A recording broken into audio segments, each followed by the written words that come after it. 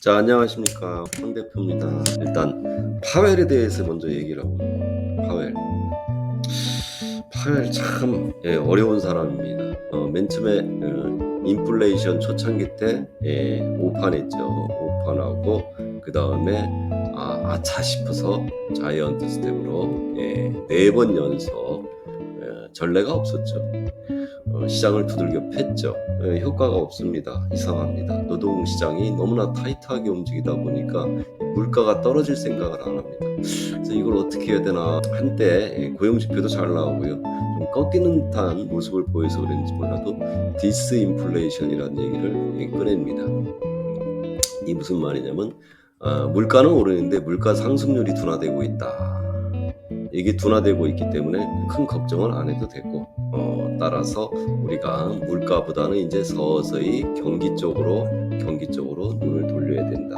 그래서 금리 인상을 얘기를 했어요. 한 두세 번 정도 더 올리고 나면은 마무리되지 않겠나라고. 그리고 나서 이게 무슨 일입니까? 2월 달에 긴축 종합 선물 세트 고용지표 발표부터 시작합니다.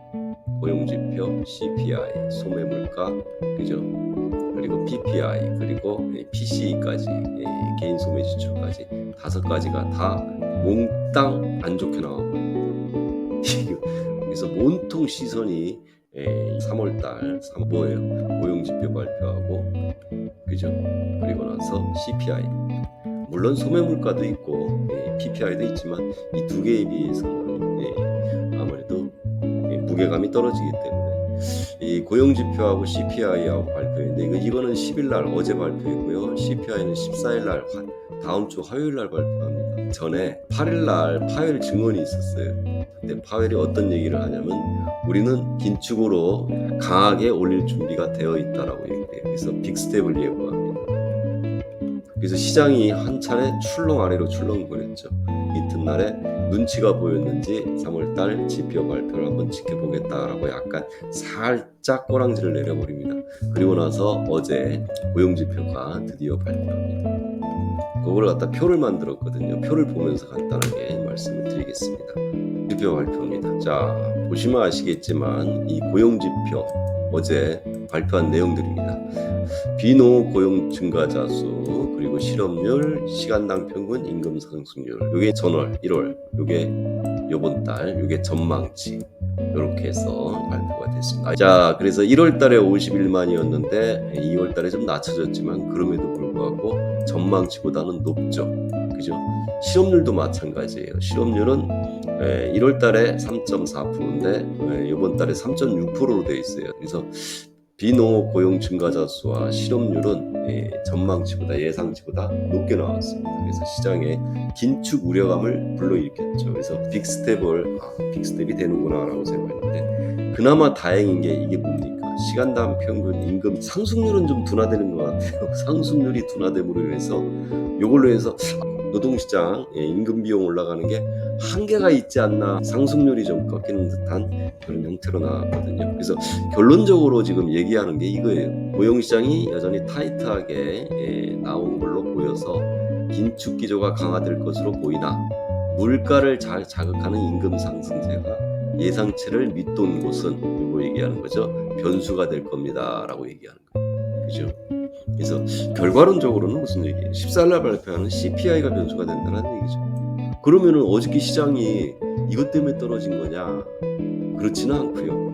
무슨 얘기냐면은 어제는 사건이 있었죠. 자, 뭐가 문제가 돼서 떨어졌냐면은 실리콘밸리 뱅크 폭락 사태에 따라서 요게 거래 정지가 돼 버렸어요. 스타트업, 그죠? 창업하는 회사들 대상으로 하기 때문에 일반적으로 우리 개인들하고는 노출이 적게 돼 있어요. 그러다 보니까 뭐 금융위기 같이 되지는 않을 거라고 보이는데 문제는 뭐냐면 요거하고 얽혀 있는 이제 큰 회사들이 있을 거 아니에요. 대형은행들이. 그죠? 그게 어느 정도까지 후유증을 미치는가, 그거에 따른 우려감으로 인해서 어저께 같은 경우는 큰 폭의 하락이 내리지 않았다. 요거로 크게 위험이 전이되는 것을 방지하기 위해서 거래 정지시키고, 그래서 일시적인 것이 아닌가 하는 생각이 들 정도로 그렇게 판단하고 있습니다. 그러나 단지 혹시 모를 우려감, 시장이 조금 강하게 좀 반응을 하지 않았나, 일시적인 거라고 보여지고 있습니다. 단지 이제 14일 날 CPI 발표가 어떤 결과가 나오느냐에 따라서 상황이 틀려진다, 이렇게 보여주면 될 겁니다. 그래서 어저께 고용지표 발표 때문에 시장이 출렁인 줄 알고 계시는데, 그거는 잠깐 그 발표 때만 그렇고요. 시장은 실리콘밸리 뱅크 그 영향으로 인해서 국채금리도 그렇고 주가도 그렇고 크게 좀 움직였다, 이렇게 이해하시면 됩니다. 자, 큰 이벤트는 다음 주에 있는데, 화요일날 소비자 물가 지수가 가장 강력한 영향력이 있는 지표 발표가 아닌가, 그렇게 체크하시면 될 것 같습니다. 우리나라 시장에 대해서 체크를 해보도록 할게요. 분봉에서부터 월봉까지 한번 좀 볼게요. 그냥 있는 그대로 차트가 보여주는 대로 설명을 해드리겠습니다. 자, 분봉으로 보시면 아시겠지만 기준선 아래에서 지금 하락하고 있는 모습이죠. 이거 본다 그러면 방향은 정확하게 알 수 있죠. 매도 나왔죠. 기준선 아래 데드 크로스 나와 있는 상황이죠. 그죠? 그래서 스타캐스틱 자체도 데드 크로스 상황이죠. 이거는 하방이죠. 하방인데 이제 저점이냐 아니냐고 관건이잖아요. 아직 골든 크로스도 안 나왔고, 저점이라고 보기에는 그렇고, 단지 여기서 올라간다 그러면 반등일 것이다 라고 생각해서 오르면 때리는 형태가 될 거예요. 그죠? 최소한 이게 위로 올라가려 그러면 여기서 골든 크로스가 나오는 모습이 좀 나와야 되고요. 상방으로 그래도 어느 이 목표치를 가지려면 기준선을 돌파하는 모습이 나와줘야 돼요. 일봉상으로 봤을 때 제가 말씀을 드렸죠. 상방에 대한 어떤 목표치는 없는 상황입니다. 세력들이 보는 자리는, 단기적으로 보는 자리는 있지만, 그죠? 그래도 큰 그림상 보는 자리는 335.15가 소멸되면서 없는 상황이 되고요. 그래서 하방으로만 목표치가 있어요. 306.60, 이 자리가 오래전부터 말씀드렸던 327.85에서 본 목표치다. 그래서 올라가는 거는 반등이라고 보여지는 거고요. 여기서 보시면 아시겠지만, 이것도 일봉도 마찬가지로 여기 지금 기준선 아래에 위치하고 있잖아요. 그리고 매도 신호 나와 있고, 그리고 이 뭐예요? 데드 크로스 나와 있는 상황이에요. 상방으로 볼 이유가 없습니다. 그리고 주봉으로 본다 그러면 유일하게 지금 기준선 위에 있어요. 그럼 과연 요거를 지켜주느냐? 요 자리가 우연찮게 이거 보고 306.60이라고 부른 거 아니에요. 306.60은 딴 데에서 구한 수치예요. 근데 요게 지켜진다 그러면 반등도 가능하지 않겠나, 이렇게 보여집니다. 근데요, 306.60이라는 자리가 하방 타켓이거든요. 큰 자리거든요. 여기서는 떨어져도 오버팅이 여기까지 가지는 않을 걸로 보이죠. 많이 간다 그러면 303, 4 정도 오버팅이 나온다, 그 정도로 이렇게 보여주면 될 거예요. 내려가는 거는 이렇게 크게는 보지 않고 있습니다. 지금 자리에서.